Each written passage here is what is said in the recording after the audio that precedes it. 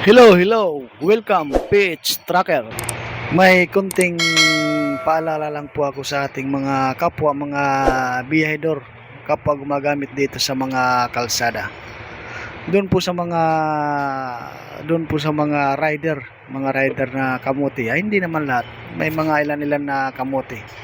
Yung mga kamote riders kasi kadalasan nag-overtake dito sa may kanan ko, trailer yung dala ko sa kurbada pa. Paano kung hindi ko na nakita yun, di nasagi ko na siya noon. Paalala lang sa mga riders, huwag po tayong mag-overtake ng mga alanganing lugar, lalo na yung mga kurbada, at lalo na yung overtakean yung mga trailer. Delikado yan para sa inyo, baka mapit-pit kayo at saka mapsisipa kayo ng aming pitan, lalo na yung gulong namin.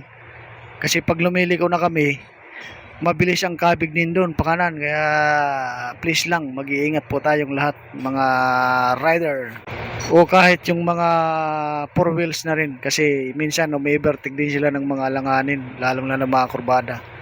So please lang, pakiusap lang namin mga trailer driver, wag po tayo mag-overtake ng mga alanganin, lalo na yung kurbada. Paano kung hindi namin kayo mapansin, di pasensyahan na lang tayo nun. Ingat-ingat din po tayo sa ating mga sarili at sa ating pagmamaneho. Lalong-lalo na nandito tayo sa mga pahon, mga kurbada, mahirap na daan. Mag-iingat po tayo. Huwag po tayong bara-bara mag-drive. Buti na lang napapansin namin yung ilan na nag-overtake ng mga alanganin. Paano kung hindi? Di nayari na. At saka kung nababagalan man kayo sa takbo namin, intindihin nyo na yon, kasi mabibigat yung aming mga pangarga. Hindi namin pwedeng mapaspasan yun kasi mabigat. Kaya nga gumagapang kami dahil hindi kayang patakbuhin ng mabilis. Kaya hindi rin kami pwedeng huminto sa itaas na loaded kasi delikado yon, baka hindi makaarangkada. Pagka huminto ngayon, tinatawag na full stop yon, hindi pwede yon kasi delikado yon.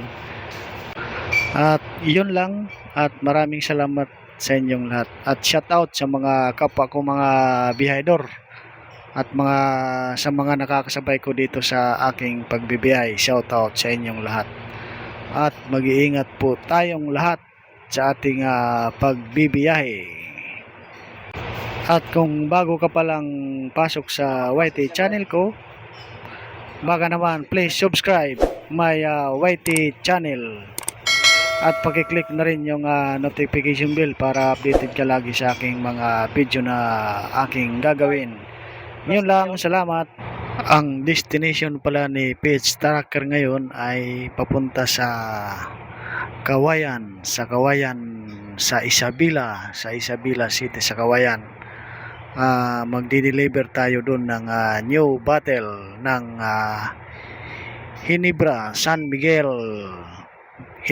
Miguel, baka naman. Yun lang.